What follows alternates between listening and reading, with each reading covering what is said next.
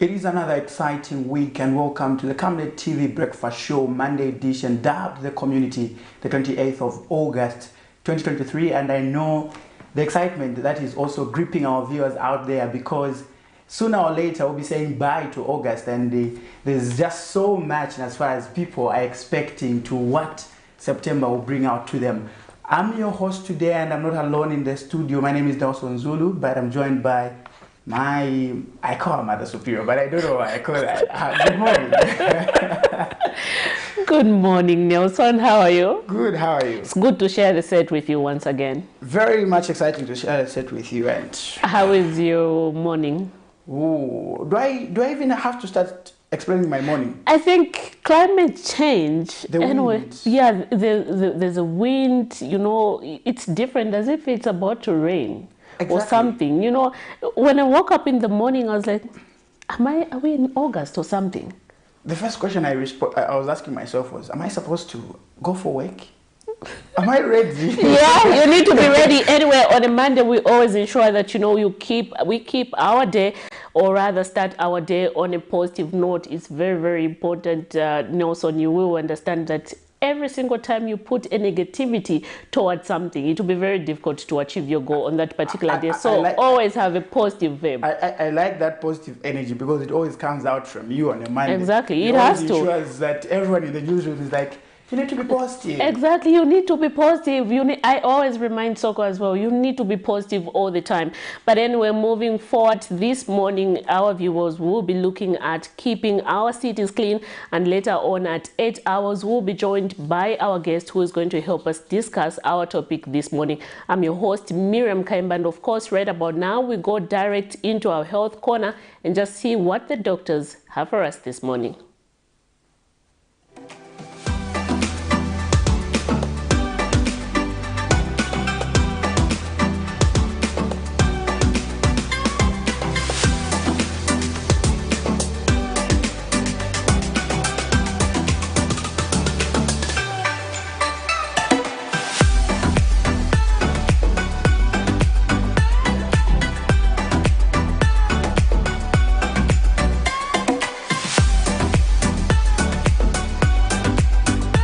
Hi, good morning viewers. Welcome to today's health segment on the Breakfast Show. I am Dr. Nakuyana Mfaya. So this week we want to discuss about malaria. Malaria affects everybody. It affects all age groups, and it's very prevalent in our community. And so we need to understand what is malaria. We also need to know what causes malaria and how does it come about. We also need to know what are the signs and symptoms of someone who has malaria. How can you tell that you have malaria, and when do you go to the hospital to seek for treatment? And how is malaria treated? And what are some of the complications, and how can you prevent yourself from getting malaria? So what is malaria? Malaria is an infection that is caused by a parasite. This parasite is spread by mosquitoes. So what happens is that the mosquito would take a bite on your body, and once it does that, it releases the parasites into your blood. And when the parasites get into your body, they go to your liver, where they are later on released again into the bloodstream, and they infect your blood cells, and your blood cells will rupture and release more parasites. So the cycle will continue unless it is treated. So there are different types of plasmodium. We call them plasmodium that will cause malaria. There's Plasmodium falciparum, Plasmodium malariae, Plasmodium vivax, and Plasmodium ovale. So the most prevalent one that is most common in our setting as Zambia is Plasmodium falciparum. Plasmodium falciparum causes very severe infection, and so there is need that you know and understand how does it present, how patients would present, and some of the symptoms they would have, And it's important for people to get treatment as soon as possible because it is deadly and can kill very fast and very quickly if not treated. So that is how someone gets malaria. So in today's segment, we are learning that malaria is caused by a parasite. And this parasite is transmitted by mosquitoes, and it spreads in the body and causes a severe infection that needs treatment as soon as possible. So keep watching The Breakfast Show to be able to learn more about what are some of the symptoms that one can have when they have malaria and how they can be treated, and also how to prevent malaria in our communities. Thank you so much for watching today's segment, and I wish you all a very happy new year and have a healthy and prosperous 2023. Thank you and bye.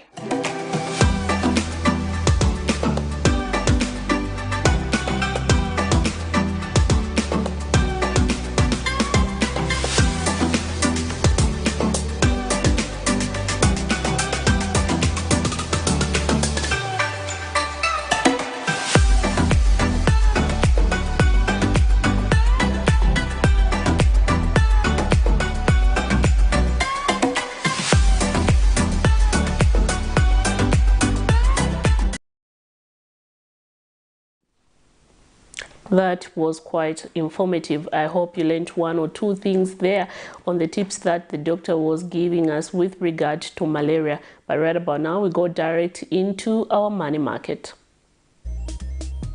So we have the United States dollar there buying at 19.55 ngwe and selling at 19.93 ngwe. We have the Great British Pound there buying at 24.64 ngwe and selling at 25.13 ngwe.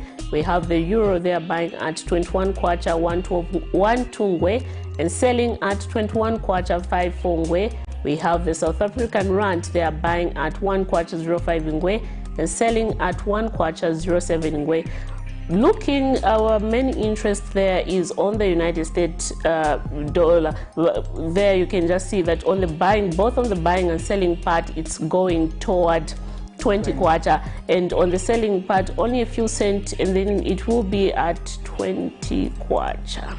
Is it sending shivers? Apparently, I'm not keeping any dollars in the house. I feel so bad because that tells you already that we are going to see an increase in the most price of commodities, and this is so not nice. But why are you saying, unfortunately, you're not keeping any dollars? You want to be making profit out of the high currencies. You know, when you keep dollars like that and then you want to change them, it's good for you because when you change, you at least have, you know, a few kwachas. But if you're not keeping dollars like you and me right now, even buying that Vitz of yours. Well, we won't delve into that. Even buying that Vitz. But anyway, the dream keeps on, and we have been told by the relevant authorities, government institutions, that they're doing everything possible to ensure that things stabilize in the country. Anyway, moving forward, we have now officially opened our phone lines. You, our viewers, can take part in our conversation this morning, where we are looking at keeping our cities clean. You know, recently we did see the removal of street vendors from the CBD, and then now we expect the, you know, cities across the country to be clean. That expectation might be there, but it's not just going to happen overnight. It needs some sort of inclusive efforts to ensure that you see the cities clean. Because I can tell you for a fact, most of the times when I'm knocking off, heading towards home, you find that you pass through Lusaka CBD, you still find some people traders, selling. yes, coming back to ensure that they trade from those areas, and the cities still look untied in one way or the other. You know, on Saturday I was in town and I saw council police officers chasing street vendors. They were back in the street and they ran for their lives with their goods. But for me, my only concern is that I think they only do that in the afternoon, morning, afternoon. So at night, they don't do that. Really, the city is prone to street vendors. And again, one other concern from various stakeholders has been that looking at the current situation that is happening at the Lusaka City Council, where workers have gone for 3 months without, getting their dues. This also again is going to have an effect, because how will the workers, ensure that they do the implementation fully without them being paid again? Yes, because we still go back to the Maslow hierarchy of needs, where now you are looking at the aspect of motivation. Yeah. So you don't feel the sense of belonging. But you need to be motivated. You need to be motivated in one way or the no, other. but still you have to be motivated, because you are guaranteed that at some point or one way you are going to get paid. But work doesn't have to suffer. Guarantee is there that in one way or the other you're going to be paid. But some of the resolutions that have been on the table are assurances from government authorities that we're going to ensure that we pay you on such and such a date. But you find that when that day comes, they default to paying the workers. So now, even if you had a little bit of confidence, that motivation gets to be eroded. And as a result, the whole city, even the entire humanity, gets to suffer. I think that's my 2 cents on the issue. Quite interesting. Anyway, you, our viewers out there, can take part in our conversation this morning by calling us, and those watching us live on Facebook, you can drop us a message. What are some of the stories that made headlines during the week?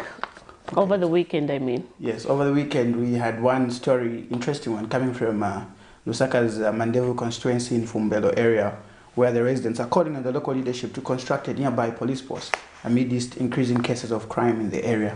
One of the residents, Justin Konda, explains to Camnet News that it has become dangerous to move during night time, hence calling for the quick construction of a police post. Let's get to look at that story and just get to have an insight of what the Fumbelo residents are calling for.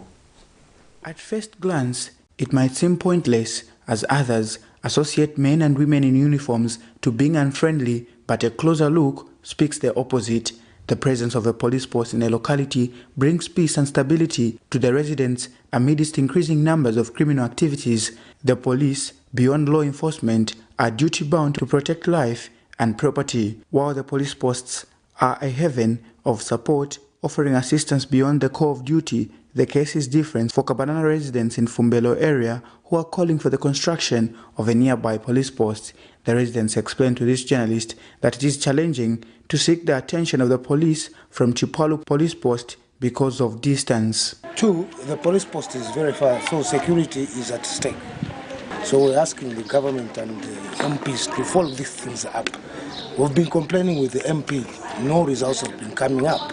Then kuno kwatu polisi kulibe pafupi. Polisi timachitoenda ni kutari ku polisi kwa neti maenda.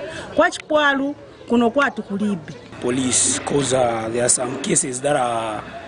some cases that should involve police, like fear, like theft. We have criminals here, like young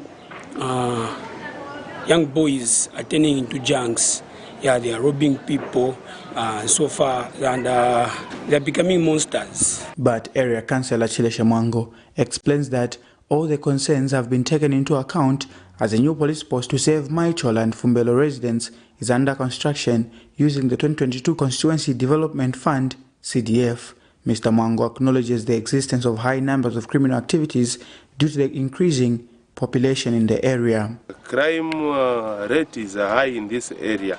So we sat with the community and decided that we needed security, adequate security. So we agreed that we needed to construct a police post within this area. We are using this project is being undertaken under CDF fund for 2021. Just pretty much like 2022. 2021-2022, approximately this is coming to about 850,000. Nelson Zulu for Camnet News, Lusaka. This is the current state of the market built in Chieba area of Chirundu district at a cost of about 170,000 kwacha using the 2022 Constituency Development Fund, CDF. But 2 months after the commissioning of the market by Kafue area Member of Parliament Miriam Chonya, the market has remained a white elephant as no marketeer is willing to move into the market on allegations that it has no toilet facilities. However, some shop owners in this area have argued that the marketeers have refused to move into the market but have opted to continue trading by the roadside because the market has been built away from the roadside and they feel they will be unable to find customers for their produce. MP vanasegula market wanaita na vantu muchimarket mucho tinaenda tezi vambiri muchimunzi muri vazimai vambiri maningi but vanadhandira kuti akungena market tizangena but tiribe toilet tiribe bafu vanakamba kuti no problem nizazo vakanso zazavochita manje futi va MP wenzeko after maybe 2 weeks ago apa vanapeza vazimai vati pa market vanafunza kuti nanga vazimai mukaliboenda muchimarket vanakamba kuti stingangene mumarket then mulibe toilet kulibe bafa ine navayankha vamidia mchonya nati vafunseni vantu vananga pamene valili apa pa market kodi valina toilet valina bafa kozi bafa amene vayuzingani yanga ine toilet amene vayuzingani yanga ine so afuna chabe vazimai kuenda mumarket mujo afuna chabe amene apazuva vantu vanabwera vamidia mchonya navafunza kuti nangani chani simuenda kunkhala mumarket tinasegula kudala vanayanga ti ayi fesi vachimangire toilet tingaende kunkhala kumarket kulibe toilet nafunza kuti manje kumarket Europa pamwe munkhala pachimfwire pali toilet nanga nthawi ya mvula ikabwera mzankhalapo bwanji so kuti vayembekeza toilet kuja. Meanwhile, area councillor Bob Pinga, when contacted, told this reporter that there was a rush in the commissioning of the market by the area Member of Parliament and that not much consultation was done before the facility was constructed. And the thing was quickly rushed to be launched without the knowledge of the community. That's why you've seen people abandon that evacuation from where they are trading from to go into the market. Meanwhile, efforts to get a comment from Ms. Chonya proved futile as her phone was switched off by broadcast time. For now, this infrastructure remains a white elephant and concerns are now mounted from members of the community that the infrastructure may be vandalized if not occupied for its intended purpose. Prudence Chota, reporting for Camnet TV News. Quite a sad narrative there in Chiaba of a Kafue constituency in Chirundu. And I've been asking myself questions to say, whilst CDF is working out for other communities, what is really happening to those communities that are in the urban areas? Because that makes a sad reading. And the councillor was there confirming to us to say there wasn't much consultation that was done.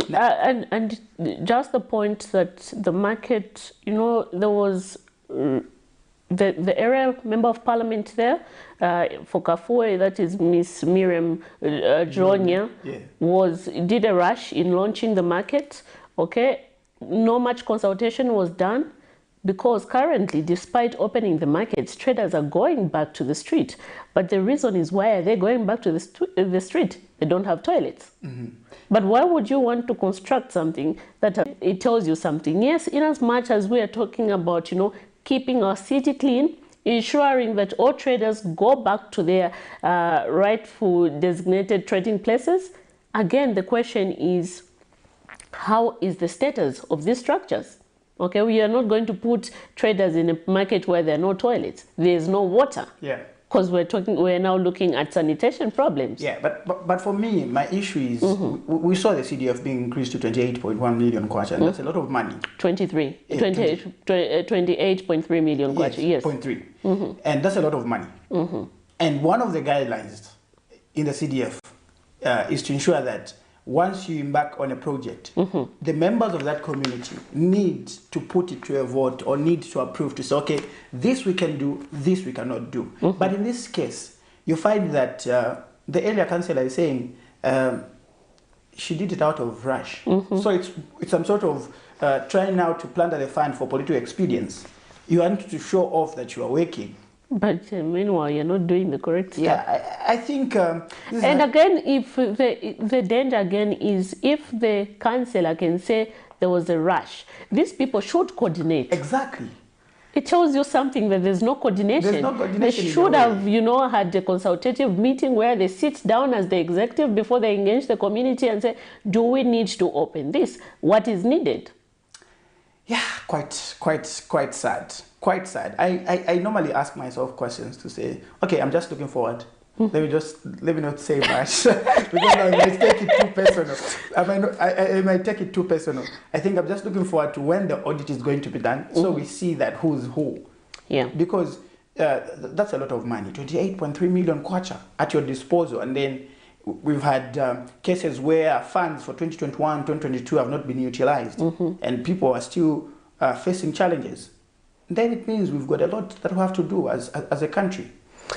Anyway, those are the concerns that, you know, we keep on getting from you, Nelson, being a stakeholder, and various, you know, members of the public. Exactly, you are a stakeholder, and it is within your mandate or rather right to ensure that, you know, you question the relevant authority why certain things are not going accordingly. Anyway, before you get to read the next story, let's just acknowledge some of our viewers that are watching us live on Facebook. We have Chilesha, who says is watching us from Lumezi, Eastern Province. We have Weather watching us from Dola. Weather. Mayweather, exactly. We have Malisawa, who is also watching us. We thank you for your contribution. But please, this morning we are looking at keeping our cities clean. You can take part in our conversation this morning and drop us a message. How do you think is the best method rather to ensure that we keep our cities clean? Yeah, and right about now we get to look at another story. I know we're looking at a story in Kabanana area. And I think one of these days we should get... When you talk about Kabanana, you know, Kabanana's funny names, huh? Yeah. Maichola, Fumbelo. I was asking myself, where do people get these names? Yeah. Maichola, like... Maichola. But there's this famous lady, I think at some point, she used to own much piece of land. So she was called Maichola. So most of the people would buy land from her. So the popular name that is there is Maichola.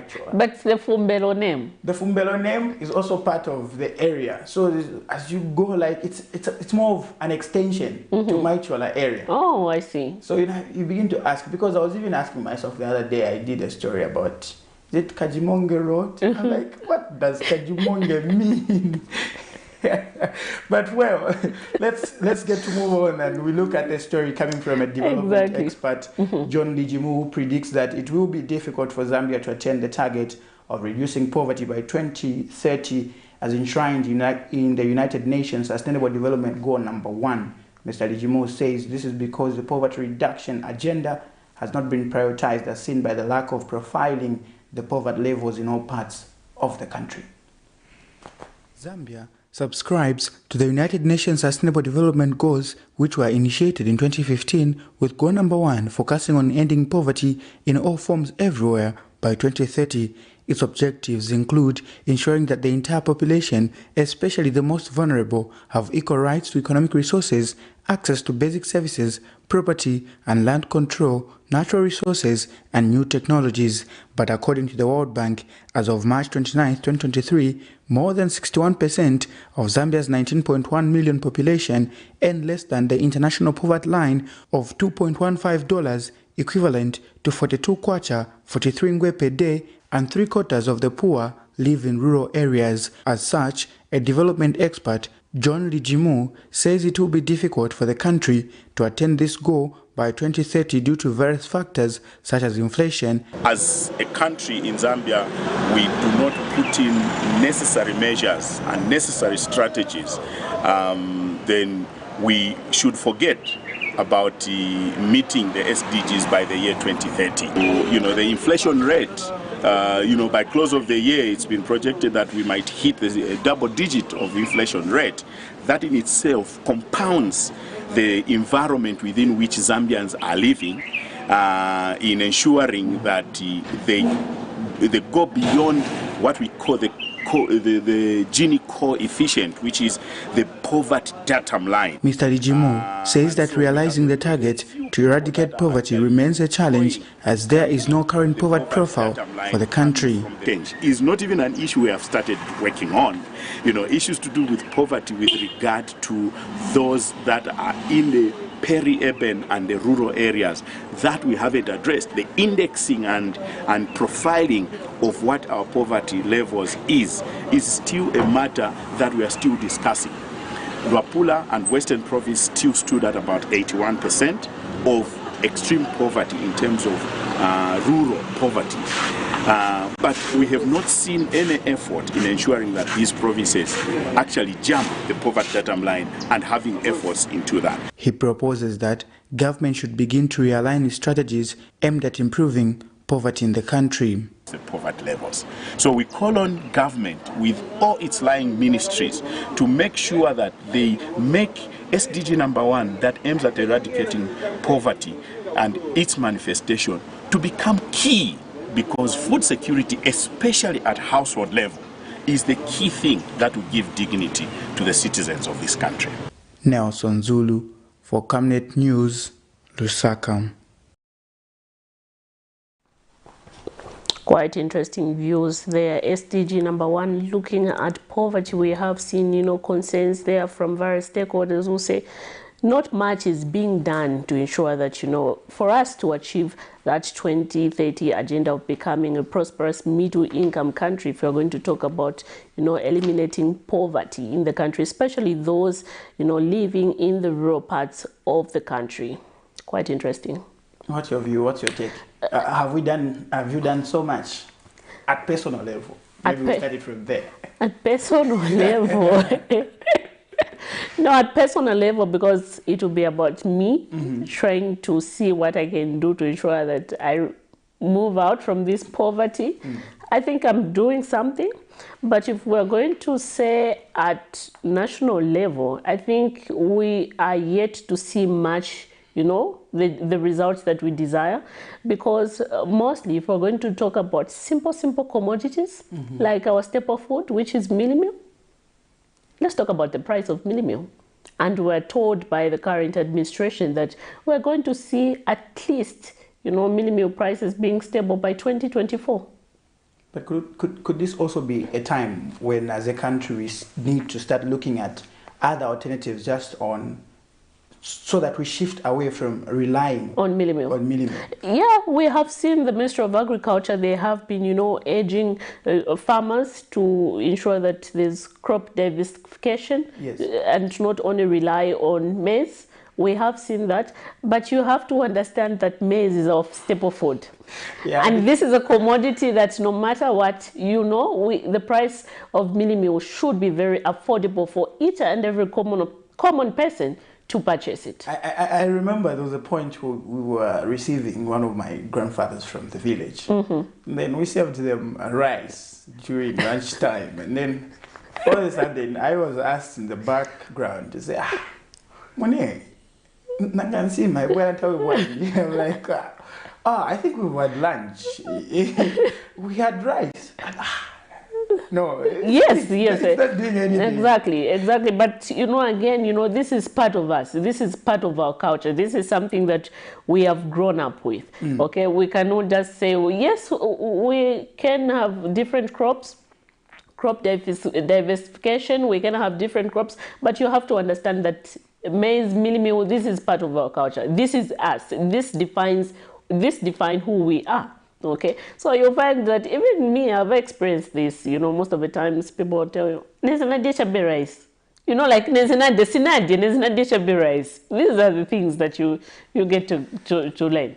Well, remember, this is the Camnet TV Breakfast Show, Monday edition, and we're coming live to you on Topstar, that is channel 106, DSTV, channel 274, Go TV, channel 25, and better still on YouTube and Facebook. And right about now, let's get to acknowledge, I've seen a lot of people trying to also bring out their views on our Facebook platform. The latest one being Maxwell Zulu, who's watching us from Mass Media, Lusaka, who is saying, hygiene should start with me, a citizen, before a cry to the government. As you construct your house, make sure the first thing you put up should be the toilet. CDF should be the supplement from what we have already established. From the council also, much should be done regarding sensitization for CDF. Majority of us don't know the procedure to the beneficiaries of CDF. Wow. Quite interesting views there. Yeah, and it's so insightful. And the other one is Godfellow Chidanigunda, following from Malawi in Kotakota. Ooh. It's good to know that Malawi is watching us this morning. Thank you so much. We really appreciate you. Malawi, how is sober there? I know there's home of sober drink. Do you still remember this drink? Sober. It was so common. I think I've grown too older. Okay. Yeah. Okay. I'm losing my memory. I will take it you've got too old, but the other one is our king follower, Kingsley Majila. Yeah, he's ever contributing to our breakfast show. We thank you. Coming all the way from Mazabuka, the sweetest Mazabuka. Sugar. Yes. When you talk about Mazabuka, you always think about sugar. Yeah. Yeah, but the moment you talked about Mazabuka, the first thing that clicked into my mind was FC Muza. They were playing yesterday. Oh, okay, I see. They were playing yesterday and they won? Yes. I didn't watch the game though. They walloped off Kano Sport of Equatorial Guinea by 3-0. You can imagine.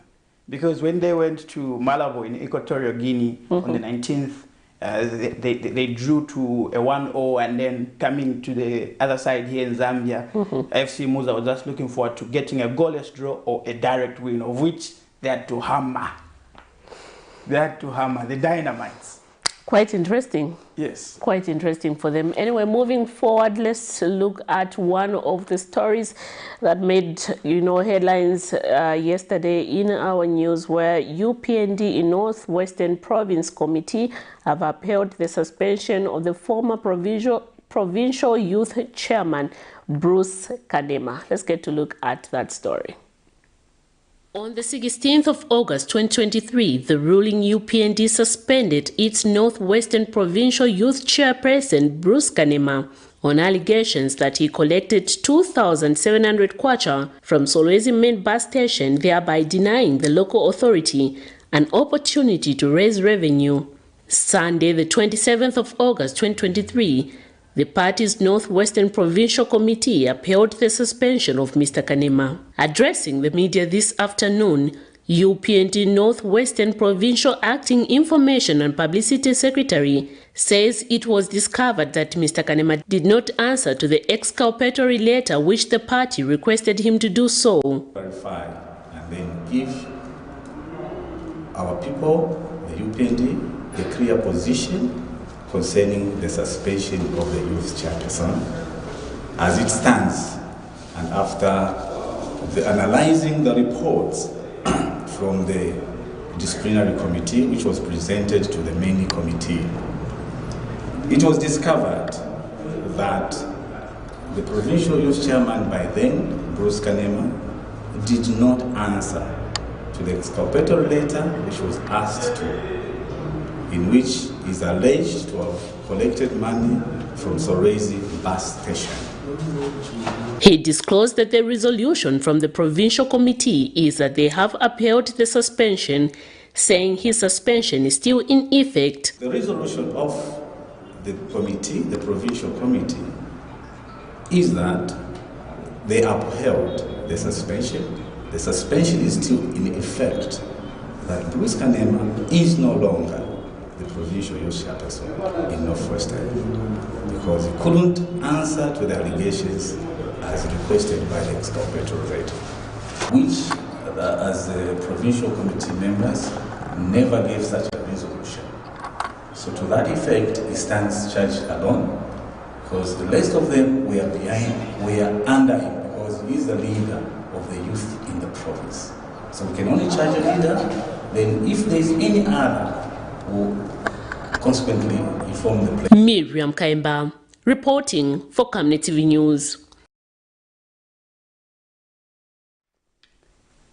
That's one of the stories that is making rounds, and as far as politics is concerned, and I know for a fact that politics is part of us. It doesn't matter which community you're coming from. But I think from that story, my concern is, yes, allegations on the ground are that Bruce Kanema was actually suspended because he was actually collecting some levies from Solowezi bus station.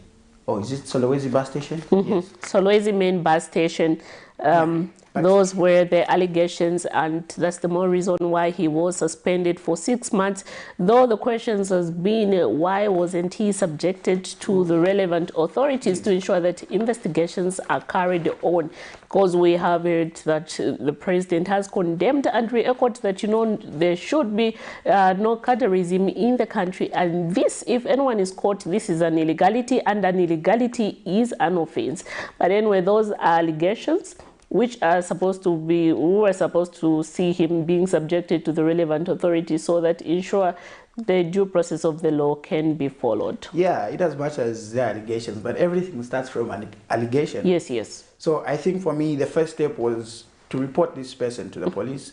Once I reported to the police, we also see the way forward. What's going to happen? Is there need to confirm whether these allegations are true or not?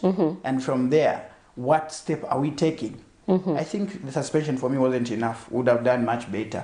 Yes, the suspension sits well on the premises of the party, but in terms of going in line with the words of the Republican president, who's consistently maintained that when you do a wrong, you are on your own. You are not on the party ticket. You are not on the party lines. No one will come to you and defend you. But is this the case that is happening? Because a suspension should have also extended to ensuring that this person is reported to the police, and the police now begin to work hand in hand with the Anti-Corruption Commission.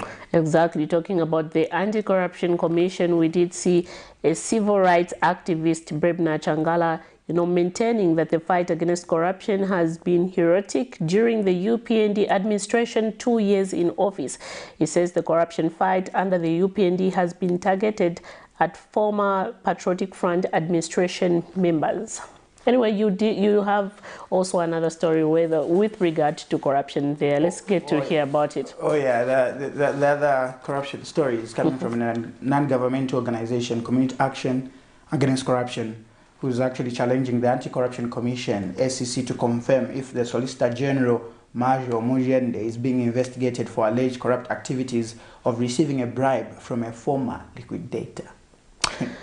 Anyway, let's get to hear those two stories, and we'll be back and ensure that we usher our guests as we look at keeping our cities clean.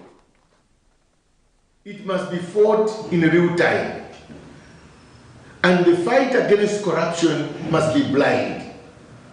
It must not be selective, and it must not be inspired through hate, and it must not be targeted.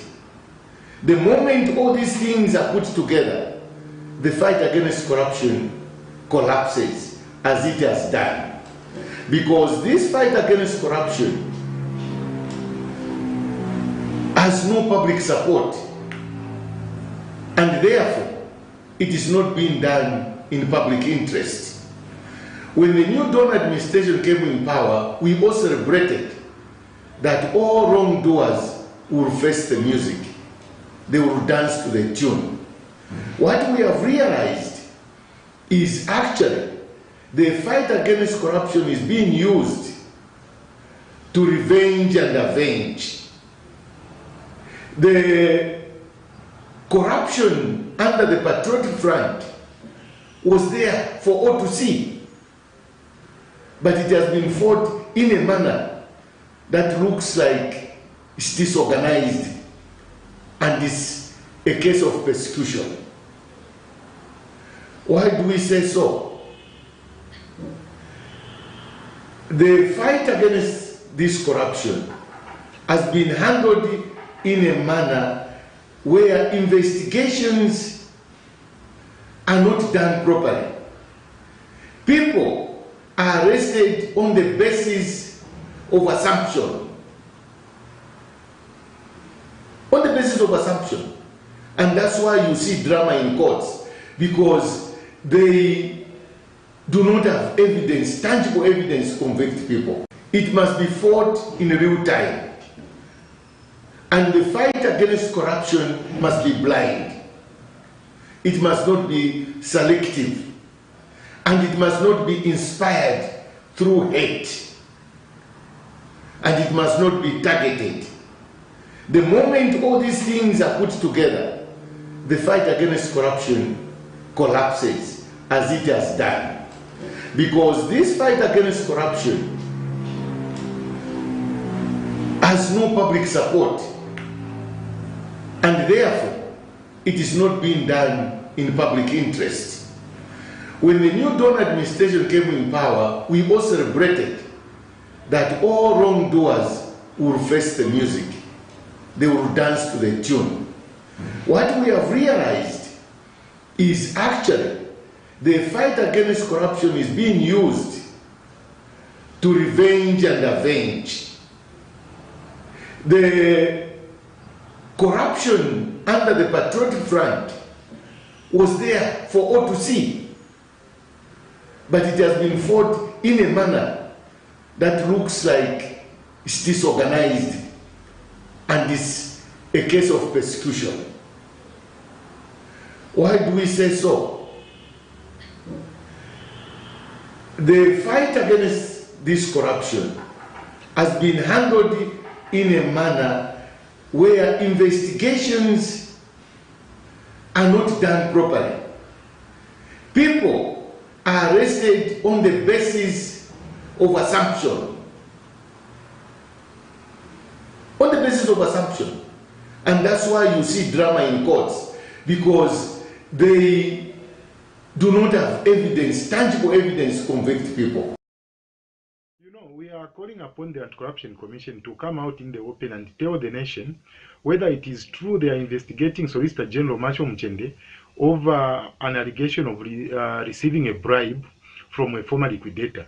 You know, this matter came out in the public domain almost a week or 2 weeks ago, but the Anti-Corruption Commission has remained silent. You know, where there is silence, there is that room for speculations. Sometimes these speculations are very much damaging to the people who are at the center of such kind of an allegation. So the Anti-Corruption Commission can do the nation a favor by coming out and clearly state whether it's true they are investigating the Solicitor General or they are not investigating the Solicitor General, so that they put that statement on record. Unlike a situation where they decide to just keep quiet and the people continue speculating, that is not good. Sometimes this is the reason why people do not take the statements that come from investigative wings of government as serious, because they wait up to the point where the situation degenerates into something else. That is when they come out and try to give a statement. And usually people take such kind of statements as firefighting statements. So the Anti-Corruption Commission should do the nation a favor and come out as quickly as possible and state whether it's true or not they are investigating Solicitor General over an allegation of receiving a bribe.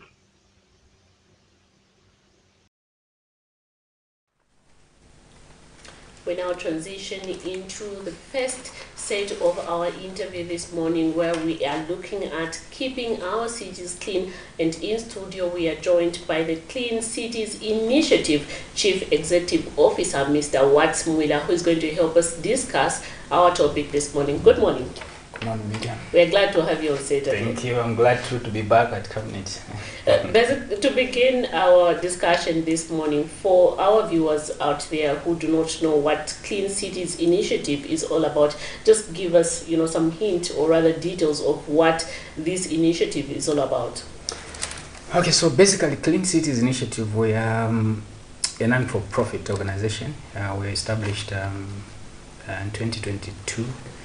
With a concept that started way back as early as 2020, I think, on the mid of COVID-19.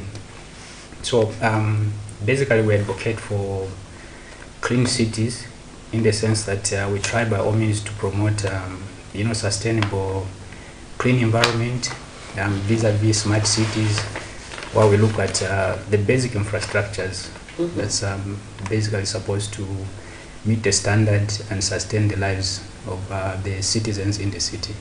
Exactly. Now, to begin with, when we talk about keeping our cities clean, recently we have seen that the Lusaka City Council, workers at the Lusaka City Council have gone for 3 months without getting paid, and this is just recently after we did see the removal of vendors from the CPD. Yes. Do you think we are able, to maintain this? Yes and no. I think I'll answer it in two folds. Firstly, we look at what is the impact of the employees striking almost in every other institution. Once employees strike, you expect that, there'll be no service delivery. And in this case, we're looking at the local authority, which plays a major role in terms of ensuring that our city is clean. Remember that the local authority, the city council, handles a diverse works for the city. You may talk of engineering, you may talk of garbage removal and sanitation, you may talk of water, and so it's quite a number of sectors that they tackle. For us, the striking of the council workers, which I remember, if not 3 months ago, we partially reported about it, and then so when we went to sit with the authorities, we were told that it was just a temporal and it was coming to an end, because really it never looked like it was something that was going to prolong this much. But going forward, we've been told that the employees have not been paid for 3-4 months, and so they are demotivated, and so even now as we speak, some of them, when you speak to them, they'll tell you in confidence that our supervisors don't even bother us, because we report as and when we wish. Okay, so whether they report at 10 hours and knock off at 12 hours, the supervisor doesn't even care. But then, to the general public, it's really a mess, because you and I know that if these employees, these are very important, strategic partners to the city. And so when they strike, you expect that the roads will be dirty, the garbage will not be collected. Recently, we've been reporting about, you've seen that when we move around, we find that poles have been bashed on the road, and then we appeal to the council, no one picks them up, and then they are vandalized. And so it's a multi-facets that really brings about as a result of this strike. Further, you've mentioned about the street vendors. For us, that was a positive move, and we recommend the government even up to now through the Lusaka City Council.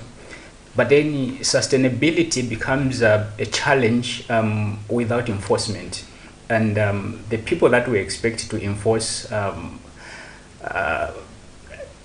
these laws, if I may put it, are the same employees who are on strike. Because remember that we've got the police, the city police, we've got the inspectors, and quite a number of them. Okay, public health inspectors. So if these go on strike, you don't expect their supervisors to fill up those gaps, and really it becomes a challenge. So yes, we may or we may not win the war as expected, because I remember when the minister went to Parliament, he told Parliament, he told the nation that now that the vendors have been removed, the next thing that he would like to see is basically to ensure that shops are painted, and the greening crusade where now the islands are being cleaned and so on and so forth, and then this crusade was replicating to other cities. So for Lusaka being a capital city, for us this is the core where everyone should be looking up to. How clean is Lusaka, and why should we clean our city? If Lusaka, the capital city, which houses the parliament, the state house, and all headquartering all the ministries and big other institutions, is in, in tatters, Yeah, so really the citizens of Lusaka depends on the city council. Okay, and so to answer your question, yes, we may take long to kind of achieve or what has been pronounced, what has been put on paper, what has been told to the nation, and so unless really the council workers are paid, because failure to that it might be a challenge.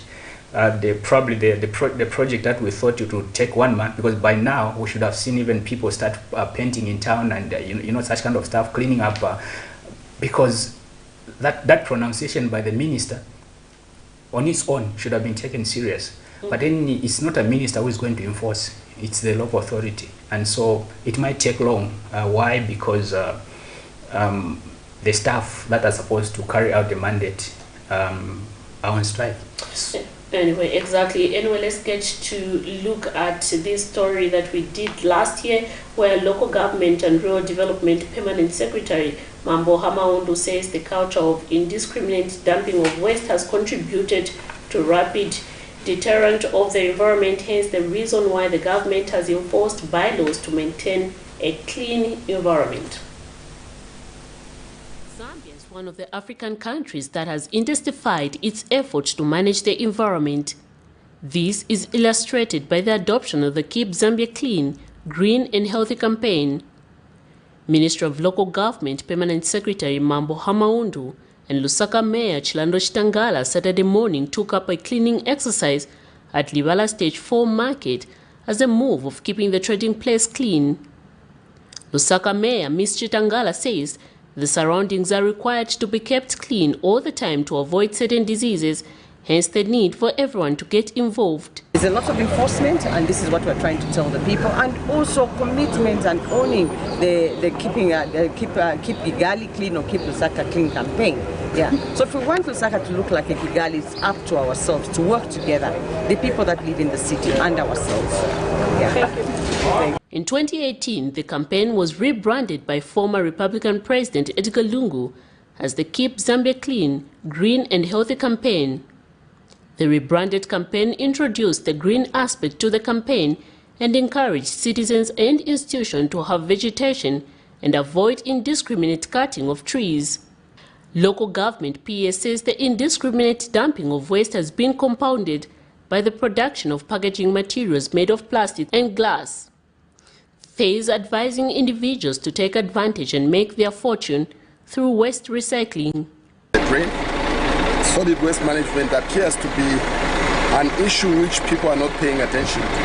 So we are hoping that with what we have done today, we are helping to send a message to the public out there to say it is important that we manage our solid waste properly, because if we do not, it can actually injure us as we go into the future. Imagine what will happen here in the rain season. Because of the silt, this will be a breeding place for mosquitoes, and malaria will be within the vicinity, and people might even start speculating, so no, when the mfuiti is ourselves, because we are not managing the solid. The local authorities have called on collective involvement from various stakeholders in undertaking the cleaning exercise. Despite the adoption of the Keep Zambia Clean, Green and Healthy campaign, the levels of community awareness of the green building practices are still low. Miriam Kaimba reporting for Camnet TV News.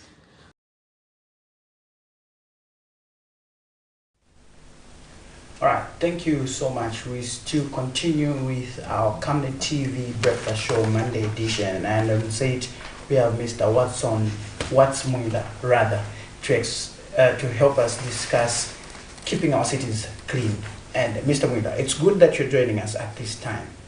I've always had this question. We've had Keep Zambia Clean Green campaign and all other campaigns, which to my end or to my observation, there hasn't been much that has been realized. Is this the time that we should also have a law in place that is just going to compel a citizen out there to ensure that cleanness is upheld? Yes, I think it's the right time. This is an opportune time, when we put it that way.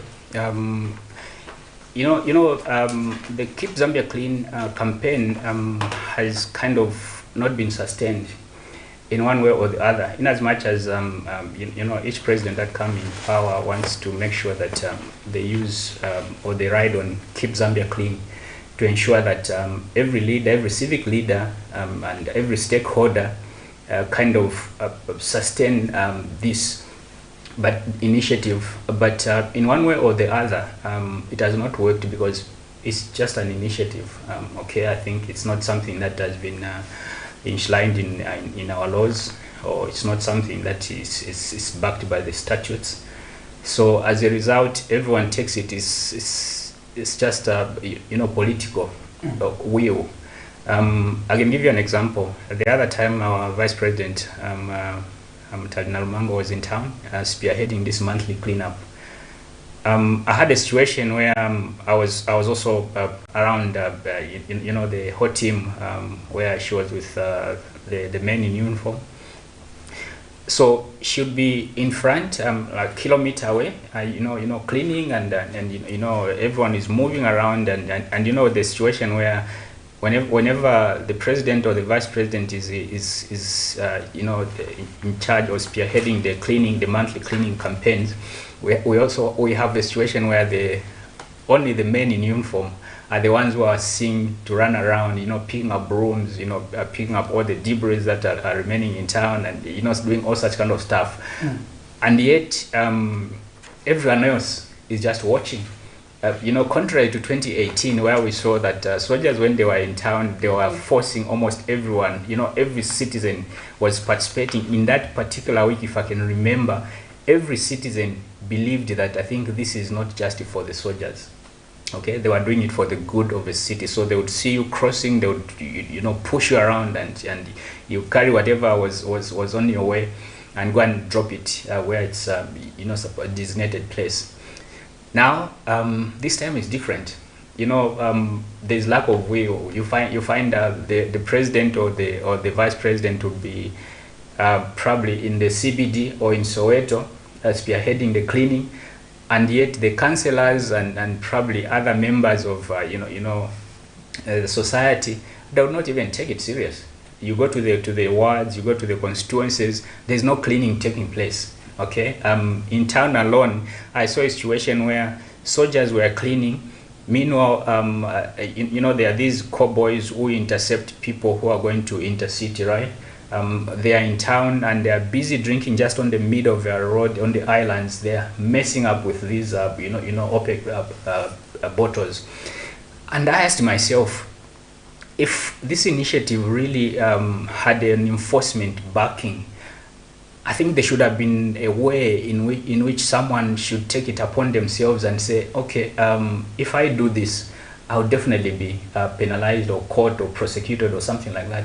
But people didn't even care. And so this is why I'm saying that I don't see it being sustainable, because it doesn't have any backing. Okay, it's just an initiative. If the head of state said, okay, end of the month we are going for cleaning, and then 3-4 people who feel like, okay, I can join the president because Camnet TV will be there to show me on the, such kind of stuff. Yes, they'll be there. But if they don't feel willing, nothing will happen, and probably they will follow where the head of state or the vice president is, because that's where the media will go. Okay, but the initiative really, it was set up to ensure that everyone in Zambia, not in Lusaka, but in Zambia, everyone participates. When it's the end of a month, kind of cleaning, we should have expected that people, even in the ward, in my view, there should have been a way that you see councillor moving with a team of probably WDCs in the entire ward, okay, house to house. Are the people cleaning? Are the people, emptying their bins? And this is the time that you discover, the irregularities that probably you cannot see when you just, you don't visit them. Now you should have had that will to say, okay, if the president is this side, I should also make sure that I'm in my ward, in my constituency, to ensure that the people are doing what is right.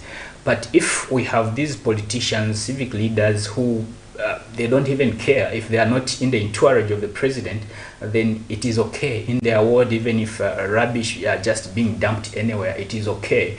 It means that at the end of the day, this crusade, this initiative is not supported, and so it cannot be sustained. Right now, I think you guys in the media, little you've heard about the Keep Zambia Clean that we used to hear so much, I think, during the time of our late president, Mwanawasa, may his soul rest in peace. That time when they say end of month campaign, really it was something that everyone would feel, if I don't participate, really, you know, some big brother will be watching me, you know, such kind of stuff. But it's no longer there. Quite interesting. We are looking at keeping our cities clean, but right about now, let's just take a short break and we'll be right back. The government of the kingdom is the most powerful government in all of the universe. God appointed days and assignments for you to do long before your mother and father came together. So God spoke to St. Francis. The court of heaven is a very powerful place. It's a dimension in the spirit realm that my people can step into by faith and win battles against the devil. There's at least 76 times where the Bible talks about that God is the judge of all the earth. So therefore, we're talking about the courts of heaven that is in the spiritual realm, not in the natural realm. What God is about to do at Grace and in South Africa, I caught it. Therefore, what did I do? I believed. After I believed, I have announced. After I have announced, you and I are going to do what? Pray it into being in the natural. The purpose of you knowing how to get into the courts of heaven and win the cases is not just for the sake of winning. It's for you to go to another level. To go to another level. We have made prayer more complicated and difficult than what it is because we have not realized that this is a key element of our prayer life, that we pray that which were purposed so that grace can accompany and we can succeed and you can live a fulfilled life. And the heavens are pleased because that's what they fashioned us for.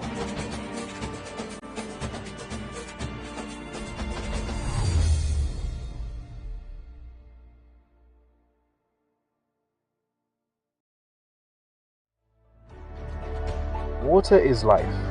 Each drop counts and each must be cherished. Our tried and tested product meets all international standards. With our smart drip technology, we aim to deliver precision irrigation designed to reduce blockage and wastage, ensuring a high yield. Renglow, your smart irrigation partner. Thank you for still staying tuned to the Camnet TV Breakfast Show. We are looking at keeping our city clean, and quite interesting, we have been joined by Mr. Afsa Isa, who is the Communication Director from the Clean Cities Initiative. We are glad to have you on set this morning. Good morning. Good morning. Thank you very much. Before you came in, we were looking at our topic where we are discussing keeping our cities clean. At the moment, are we moving in the right trajectory as a country to ensure that our cities are kept clean all the time? Not exactly, but I guess, yes, we have taken the first step. And I guess as residents of the cities and the country at large, we should support the efforts that government and the local authorities are making to make our cities clean, green, and healthy for us to live in. Is it ignorance or there's some sort of sensitization that lacks? Because at some point we had metallic waste bins mounted in the city. At some point there's some concrete bins, but to the surprise, these bins are rather scarce. So how do we promote the agenda of keeping our country or our cities clean? You see, bins are provided, but it's now upon an individual. Like, for example, yourself, if you have something to throw, what would you rather do? Throw it in a bin or just trash it anyway? Now, what I've noticed is that the bins are filled up, and then once they're full, they take time to clear them out. So automatically, it's just our behavior that we need a mindset change, where once if you see a bin which is full, instead of keeping that and then when waiting to find another bin which is empty and dumping in there, we tend to just throw it anywhere we feel like. And this is also contributed by local authorities, because their efforts are not enough, so to say, because they are not efficient. If they continuously clean the bins and then the bins are empty all the time, then, I mean, we wouldn't have this challenge. And then the other thing is, you know, we as Clean Cities Initiative took a pilot project that we did last year along Cairo Road, where on the side islands, where people used to sit as vendors and dump garbage, and you know, it was like a landfill, like a dump site, and right in CBD. So what we had actually done is that we asked council to clean it up, and then we joined hands and then we put up nice green grass, some flowering plants, some trees, etc. Now automatically, when you know a place looks clean and tidy, you know, even a person who's not sane, a mad person would also not want to dump there, a vendor would not want to sit there. So you know, automatically it changes the mindset that, oh, okay, apa paunika pa clean sininga taya vishala kuno. So people, you know, when they see waste, they just follow what others are doing by dumping. But once somebody sees clean, they follow that also. So I think there is a lot of effort needed jointly by authorities as well as us who live in the city. Coming to you, Mr. Mwila, do you think we have politicized the Keep Zambia Clean campaign? Because most of the times we have seniors, leaders, political leaders have come on board, you know, to relaunch this thing, but it has not yielded the much intended results that we want to see at the end of the day. I'll give you an example. We did see previous administration, you know, trying to remove street vendors, but when it's during election or campaign time, you will find that vendors will still go back in the markets. Yeah, you've kind of tackled the question in two phrases. Yeah, personally, I would say politicize. The initiative initially, it was well intended. When it was launched by the late President Mwanawasa, it had good intentions. Okay, sometimes it's just the humans and ourselves basically who tend to drive a certain initiative in the direction that we want. I'll give you an example when we in the preamble that we have a situation where you know, the monthly campaign, as it were, by then, it was intended that every section in your community, everyone was supposed to be participating in the cleaning, whether someone was watching you or not. But then as years roll over, we've seen the situation where people only think that it's a presidential kind of initiative, where because Camnet and ZNBC will be covering the president, so probably a councillor and his MP, that's where they will be found, because probably they are following cameras.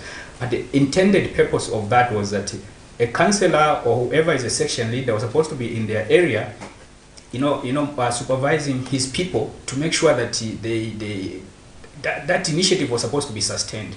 As it is, like I said, that the Keep Zambia Clean campaign, or whatever you call initiative, looks like it's not sustainable, and so people perceive it like it's a political tool, which unless a politician drives it, nothing happens. Okay. At the same time, like you've like to put it, we have a situation where vendors are like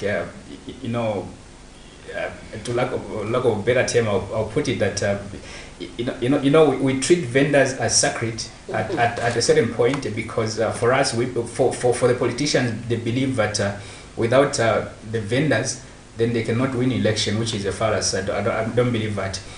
Okay, so if we had this sustainable, way of ensuring that our cities still remains clean, Whether it's election time or it's not election time, I think would have moved far beyond as that now. Look, we removed the vendors from the street, and we have like 2 years, 2 or 3 years down the line to go to the next election. What we were supposed to do was to sustain the cities now and ensure that where the vendors have left, like Isa said, a vendor would not want to trade where it's completely clean. And you saw the environment in the CBD, for instance, where if the owner of the space tries to clean, a vendor would not kind of trade there. You understand what I'm saying? So it's in a similar way where even when you look at these what you call the trash cans, if something is empty, if something is full, someone would rather just pour on top and say, after all, it's a job of the council. I've had a lot of meetings with local authority staff there. I would tell you to say, every time we go in the CBD, and people will tell you to say, it's a works of the council. So sometimes they would even come with dirty from home and then come and dump it there, and then they say the council will do it, even when the council doesn't have enough resources to kind of, manage such an affair. So yes, it's been politicized in a way, but it's a perception. Okay, for me, I would take it that it's just a mindset. We can control it. Isa, as an initiative, are there any plans that you are thinking of coming up with, of ensuring that you begin to penetrate communities and sensitize them about the need to have a clean environment or a clean society?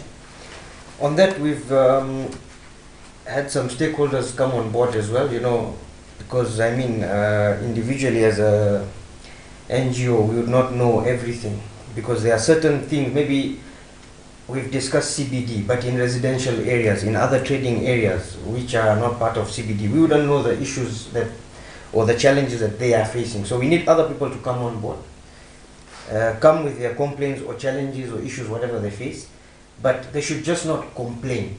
Together with the complaint, we are asking them that give us a solution, and not a short-term solution, a long-term solution on how we can, make sure that once we do something, we've done it once and for all, not how it's currently happening. You saw the situation on Lumumba Road. You'd find early in the morning there's trucks there with the council, and the council trucks come there, they pick up the garbage, which is dumped on the islands. You go an hour later, and you'll realize that, you just keep seeing the same thing every day. Now, for local authorities, that is not sustainable. Already the council does not have enough money. So for me, personally, I'd say that council is wasting money collecting that garbage every day, 3 or 4 times a day, because they are just using money to collect the garbage. But is it bringing any income? So we've had discussions with council that, let's promote separation of waste at source. So we want to integrate this separation of waste into schools. Because if my child comes home and tells me, oh, Dad, at school, this is what we learned, that the plastic should be thrown. Obviously, to support my child, I will separate bins at home. When they come to collect, like for example, plastic, they say one man's trash is another man's treasure. For council, they are using money and throwing it away when they can actually generate a lot of income from garbage waste. If you've been to our landfill in Chunga, there is no space. Even where the road for the trucks to access to go and dump is now a dump site. And if separation of waste is done, imagine all the plastic waste, they can give it to recyclers who use plastic. All the paper waste, they can give it to recyclers who recycle paper. Then the organic waste, council has got enough land and in good locations.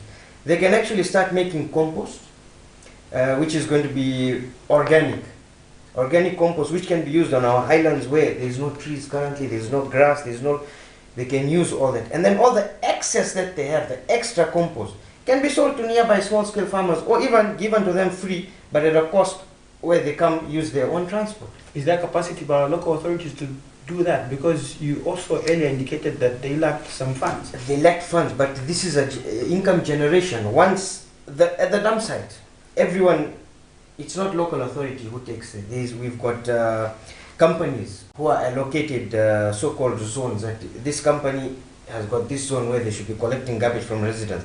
This one in this trading area, they collect garbage. So those guys should be forced, or there should be a law passed by the local authority that if waste is not brought in separately, they should come here, they should separate it themselves. Automatically, that will promote them to separate waste. And that is now money. The plastic, they'll sell it to the recyclers. The paper, they sell it to the paper recycler. That is income generation, which they lack already. Coming to you, Mr. Mwida, you did indicate that your organization will soon launch a project that will enable citizens receive a reward for reporting any illegality that they come across. Maybe speed us up to light how far that project has gone and the feedback it is receiving. Okay, so far we've had a very good rapport with quite a number of companies who have indicated willingness to come on board and sponsor the initiative. We've had meetings with the local authority, and I may not preempt, but the launch will be soon. As you are aware that we have also started what is known as, we will be holding what is known as the Lusaka Indaba, where we want stakeholders in the city to come together at a meeting and then speak out on how they feel is a common solution to the challenges that is facing the city. So really, before we go to the Indaba, we'll be launching what is known as report for reward, and many stakeholders have expressed interest. Like I mentioned last time I was here that we've got thousands of smartphones by most of the youths in the city, whose usage problem, if I may put it, is just not really there. Yeah, so basically we would want you to find as some irregularity. Someone is urinating, and someone is dumping waste, someone is burning, someone is bashed a street pole, a street light, and so on and so forth. Anything that you see irregular in the city, including vandalism, you cannot confront them, okay, but you can at least get a picture or a video or send a text, and so you'll be rewarded. And so it's through that reward that it will culminate into a sense of ownership for the city, that really, if I can report this to the local authority, other than me doing a favor to the local authority, I'll still get a reward. Yeah, so because of so this proposition has really received a lot of good feedback from the corporate, especially, who feel that some feel that they can be donating some airtime, some internet bundles, some kwachas, and for us I think that's the right direction, because in Zambia we have a situation where people don't feel like they own the city. Everything is, after all, it's the council, after all it's a government, so we throw that to the public. Do you think this is the best solution, or rather an initiative that can change the face of Lusaka? At the moment, we feel that we have a long way.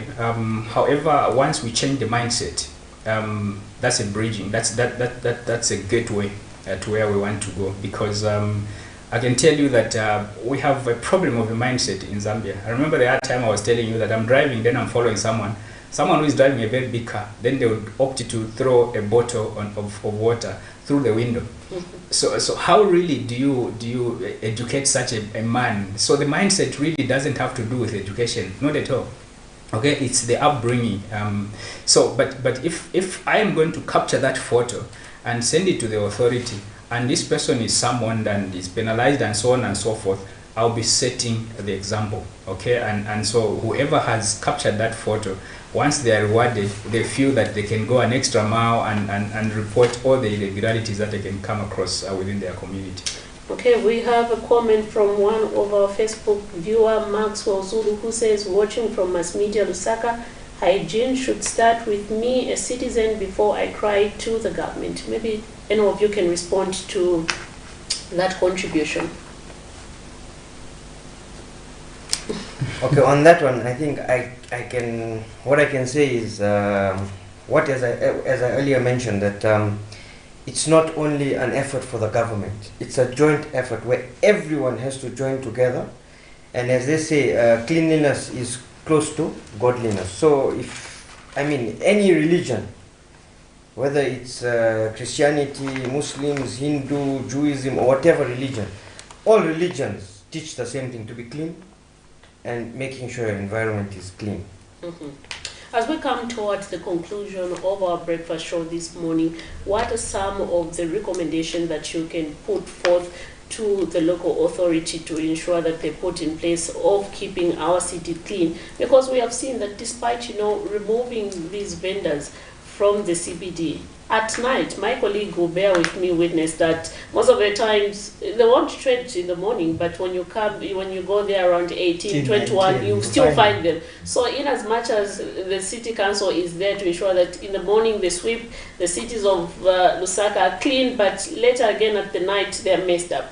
So what are some of the recommendations you think can be put forth to ensure that there's sanity at the end of the day?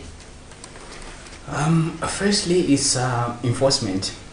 We lack enforcement. You see, I always tell people that, the city should not go to sleep. I've been to several cities, both in Africa and outside Africa. I can tell you that the cities don't sleep. Here we have a situation where when it's 5 o'clock, the law enforcement, whether it's for the city police or the clock, it's none of their business. The city should not be. We have a situation where when it's a holiday, then you never see the enforcement officers. So on the absence of that, people take advantage and they feel that, and this is why people always have a notion that even if they start an initiative today or a pronouncement today, it cannot be sustained because in the long run, we still trickle back to the city. And why is it that this is 1 month down the line from the time that the minister went to Parliament to tell the nation that we? So as Clean Cities Initiative, we've taken it up ourselves, and so we're documenting and reporting directly. Really something that we cannot achieve tomorrow. Okay. Further, we also appeal to the local authority to ensure that they pay the staff so that at least the strike can stop, because the continuance of the strikes at a local authority brings a challenge that the sustainability or without enforcement becomes a non-starter, and so you have a situation where in the city, things are not working, things are not functioning. Why? Because the staff at the local authority are on strike, and they'll tell you to say, we are not doing it until we are paid our dues. So we also appeal to the local authority to do their part and ensure that together with the community, I think we can move on. Your concluding remarks, Mr. Issa? Okay, for me, I'll ride along with what my colleague has mentioned. But it's something, enforcement is something that really needs emphasis, that any bylaw which falls under the local authority, it should be enforced by them. And the main issue is that, government should be working 24 hours, like all civil servants. Friday, if you go in the afternoon after lunch to any government institution, you'll just get that feel that people are not willing to work that because they have already gotten into weekend mood. So for me, I'd suggest that local authorities, government institutions should be working 7 days a week. They can have shifts, even at night. I've visited other cities around the world. One city I was shocked with was Mumbai, Bombay in India. During the day you'll find a big pothole here. But at night, that's when they come work, when traffic is low. Now in India, in Bombay especially, it's a cosmopolitan city, it doesn't sleep. It's 24 hours, the roads are busy and everything. But if in a busy city like that, if they can manage to sort out these small issues, imagine how they'd be sorting out big issues. Now here, a small issue, let's say even for example, like cutting a tree, it will take forever. Anything and everything. And you see, the reason again why it takes forever is that people are entitled that unpaseko something. That's where we have a problem. And I don't blame authorities for that, because they do not put their hands in my pocket and get my money. No, we are the ones who are a problem, because we are the ones offering. So people say no, like for example, traffic police. If you ask anyone, not in the city, in the whole country, everyone will complain and say that no, traffic police is very corrupt. But for me, I'd say they are not corrupt. It is us who are corrupt and offering them money. That's why they are getting it. So it's not a one-way thing, it's a two-way street. So government should also do their part, and us as citizens and as residents, we should also do our part. So it's a joint thing, and if everybody puts hands together, you know, I think we can achieve a lot.